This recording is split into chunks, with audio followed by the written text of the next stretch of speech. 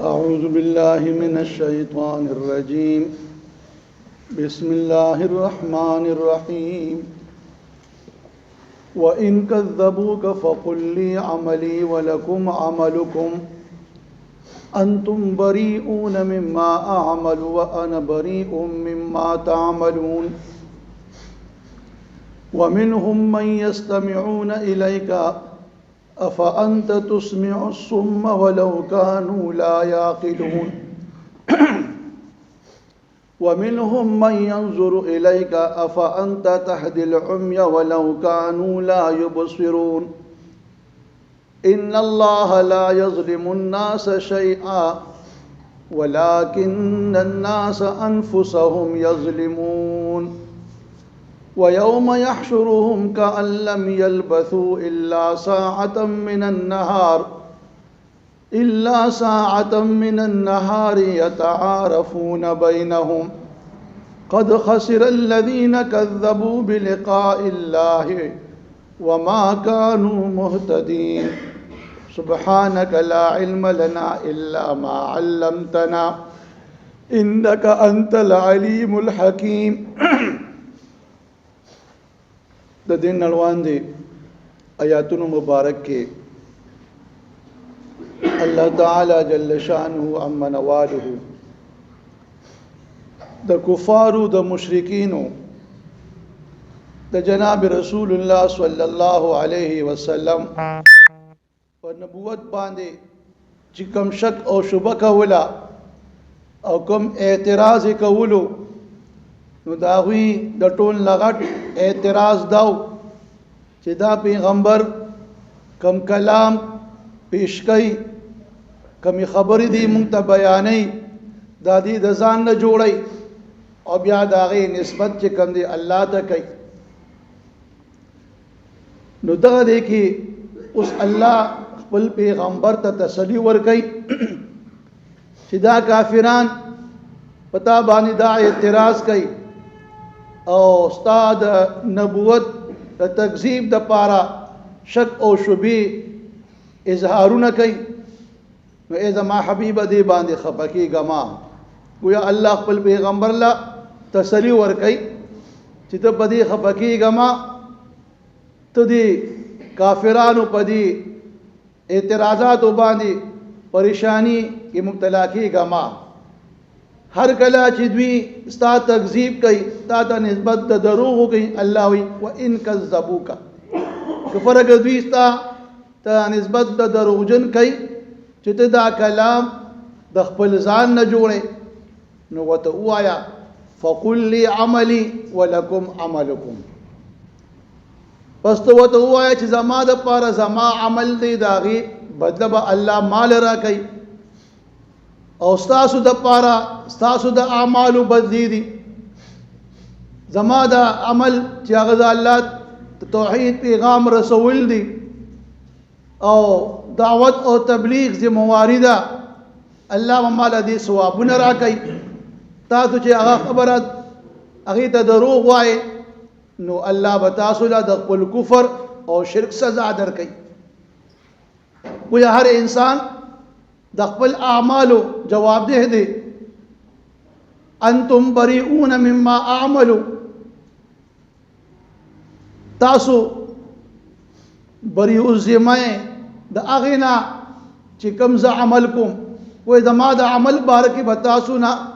تپوس نشي کیدی وانا بریئ مما تعملون او زه چې کوم دی بریئو ذمه ما او د اغینا چې کوم تاسو عمل کوي کوئی تاسو عمل بس تاسو به د خپل عمل جواب دی او زه به د خپل عمل جواب دی نو هر یو کس به د خپل عمل جوابونه کوي او ذمہوار دی بیا یو حدیث مبارک کې د الله پیغمبر فرمای چې دا کم سیز ما وروړي دي د الله د طرف نه او زه په کم سیز سره را لګلی شوی د دې مثال دا کس دی چې یو سړی چې کم دی خپل قوم ته دا اطلاع ورکړي چې ما د دې غر شانه دشمن ولیدو چې دا دشمن تاسو باندې د شپې په اوقاتو کې حمله کوونکی دی، لہذا د دې نه تیښته کوئ او ځان بچ کوئ. اوس د دې پیغام باندې کم خلکو چې عمل وکړو، د دې دغه کس خبرې تصدیق یې وکړو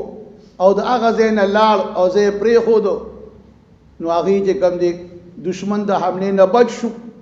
کم خلکو چې دا خبره دروغ وګڼله او په هغه ځای باندې ولاړ پاتې شو، دشمن چې کوم دی راغی په هغې باندې حمله وکړه او تس نسې کړل او بالکل هلاک او تباه کړل. گویا د الله پیغمبر فرمای چا چې زما د خبرې تصدیق وکړو، زما خبره ومنله، دی به کامیاب او کامران شي. څنګه چې هغه کس چا چې د هغه کس خبره ومنله او هغه ځای پرېښودو، دشمن نه بچ شو. دغه شان چې کوم دی که تاسو زما خبره ومنله،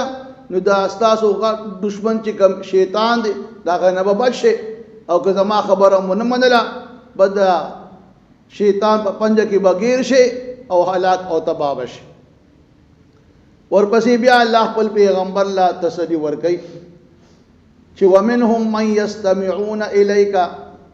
افانت تسمع الصم ولو كانوا لا يعقلون ومنهم من ينظر الیک افانت تهدي العمي ولو كانوا لا يبصرون. دینه مخکې آیاتونه کې د دو قسم خلقو ذکر وشو، د کفارو چې ومنهم من یؤمن به ومنهم من لا یؤمن به. بعضې په دې کفارو کې داسې دي چې هغوی به ایمان راوړي په دې کتاب باندې، او بعضې پکې دا دي چې هغوی به ایمان راوړي. اوس دلته هم چې کوم دي د دې کفارو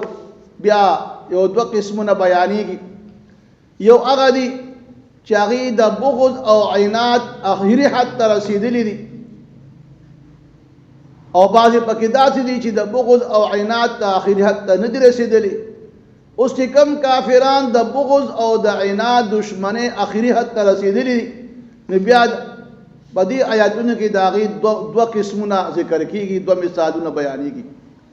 په دغه کفارو کې چې د بغض او عناد آخري حد ته رسېدلي دي، نو پای کې بعضې هغه کافران دي چې الله خپل پیغمبر ته فرمایي چې دوی به تا ته غوږ ایږدي، ستا خبرې به اوري، خو لیکن د دې د زړه غوږونه کاڼه دي. نو چې هر کله د دې د زړه غوږونه کاڼه شولو، نو ته به څنګه هغه کس ته اورول وکړې چې هغه کوڼ وي، او د کوڼ سره بیا ولو کانوا لا یعقلون، اړو بیا اگر چې هغه څه پوه هم نه لري، عقل هم نه لري. یو خو خبره که یو سړی کوڼ وي، نو بعض اوقات په اشارو سره به هغه ته یو خبره ته واضحه کړي، خو لیکن چې سړی کوڼ هم دی او عقل هم نه لري او بې سمج او بې پوهه انسان دی، نو هغه خو بالکل اړو خبره اورېدی نشي. او نو دا کافران په دې خپل بغض او عناد کې دومره آخري حد ته رسېدلي دي چې دوی باندې ستا دا خبرې بدې لګي. اگر که په غوږونو باندې خبره راځي، خو لیکن دوی چې کوم دي هغه خبره اړه ته نه اچوي، هغه خبره د دې په اړه کې ورننوځي نه، ځکه چې دوی د زړه غوږونه کاڼه دي. نو که ته دوی ته هر څه وې، خو دوی اورېدو والا نه دي. دغه شان په دې کې بعضې کافران داسې دي چې هغوی ستا کمالات خوبې هغې ته کتیم نشي، حالانکه ستا چې کم کمالات دي، کم محاسن دي، یا تا کم د خپل نبوت کم دلائل دوی ته ښکاره کړ، معجزات، باوجود د هغې دوی به هغې ته ګوري، خو لیکن دغه خلک چونکې په سترګو باندې ړانده دي، د زړه هغه سترګې ړاندې دي، نو دوی چې کوم دي ستا دا کمالات او محاسن هغې ته د کتو ته توجه نه ورکوي، هسې به ګوري، خو لیکن فایده ترې نشي حاصلولی. الله وي ومنهم من ينظر الیک، بعضې په دې کې هغه دي چې هغوی تا ته ګوري، سترګې تا ته نیولې دي. خو افانت تهدي العمي، ایا پس ته به لاره وښې هدایت ورکړي ړوند ته، او داسې ړوند چې ولو کانوا لا یبصرون، اگر چې هغه څه لیدل کول نشي کولی، د سترګو فاصله دی بالکل ختم دی، لہذا دا کافران داسې دي چې دی نستا خبرو ته غوږ ایږدي او نستا چې کوم دي هغه کمالات محاسن دا پزړه پسترګو سره هغې ته کتل هم نه کوي نو په دې ته خفه کېږه ما بس دوی تا ته به د خپل هغه تبلیغ هغه ثوابونه ملاویږي او دوی چې کوم کفر او شرک کوي دوی به د دغه کفر او شرک د سزا مستحق ګرځي او بیا فرمایي چې دا کافران او مشرکین باوجود واضح دلائل ساده نبوت نه انکار کوي دا الله د توحید نه انکار کوي او دې ته بیا کوم عذابونه ملاویږي کوم سزا ملاویږي نو دا په دې باندې ظلم نه دی الله ان الله لا یظلم الناس شیئا یو هو الله مالک دی او تمام مخلوقات انسانان د الله مملوک دي مالک له اختیار شته چې مملوک هر قسمه تصرف کولی شي نو که الله دوی له هر قسمه عذاب ورکوي دا ظلم نه دی بلله چې الله تعالی چې کوم دی په دې باندې ظلم په دې نه کوي چې الله دوی ته اختیار ورکړی دی عقل ورکړی دی هر خبره ورته واضح کړی ده پیغمبران را لېږلي دي کتابونه را لېږلي دي معجزات ورته ښکاره شوي دي باوجود د هغې چې هر کله دوی په دې خپل کفر باندې په مضبوط ولاړ دي او په دې باندې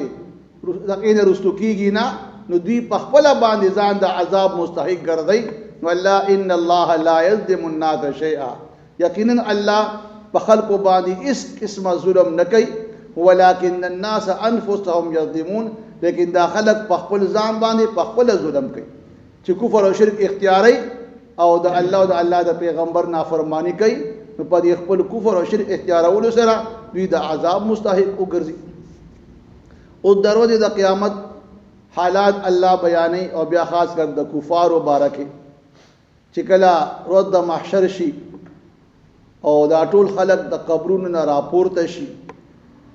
نو اول الله دا غي متعلق فرمایي چې ويوم يحشرهم كأن لم يلبسوا الا ساعه من النهار اگر چې کله الله جمع کی دوی لرا خاص کر دا کافران نو دی چې کله د قبرونو راپورته شي او د قیامت هغه صح حالات و تخکاره شي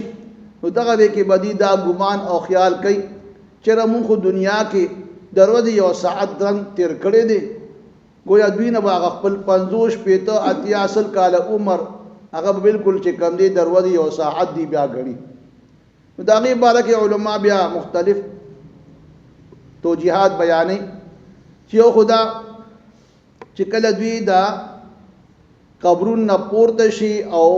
دا قیامت هغه سخت ورځ وویني چې هغه 50,000 کال ورځ دا نو دوی ته به د خپل هغه د دنیا هغه جون دروازه یو ساعت ښکاره شي بل دا فرمایي چې دا کافران چونکې په دې دنیوي جون کې د دنیا د مزوح حریص او لالچ دي په دغه غرض باندې د خپل دنیا چې دي څومره جون تیر کړی دی نو په هغې کې دوی د آخرت دپاره څه کړي نه دي نو چې کله آخرت کې ورته بیا څه نه میلاویږي او هلته ورته بیا صرف عذابونه نو دوی گویا د خپل د دنیا جون بیا دروازه یو ساعت ګڼي چې رم دنیا کې دروازه یو ګنټه یو لمحه تیره کړې ده بلا علما دا فرمای چې را دوی چې کما د آخرت هغه عذاب وویني نو د دنیا هغه تکلیفونه مصیبتونه دوی ته بالکل دروازه یو ساعت ښکاره شي ځکه چې د آخرت عذاب ډېر سخت عذاب دی لہذا هغه عذاب مقابله کې ورته بیا د دنیا هغه جون هغه تکلیفونه وته د دروازه یو ساعت بیا ښکاري او بیا د دې دویم حال بیانې یتعارفون بینهم دا کافران به یو بل وی پیژني او دې کې علما بیا فرمایي چې د دوی د یو بل پیژندل دا د قبر نه د پورته کېدو په ټیم کې بوي چې کله دوی د قبر نه پورته کېږي او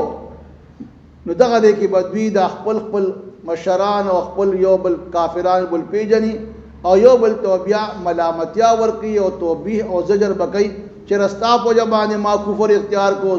ستا په جبانه موږ شرک کو او دغه عذاب کوس گرفتار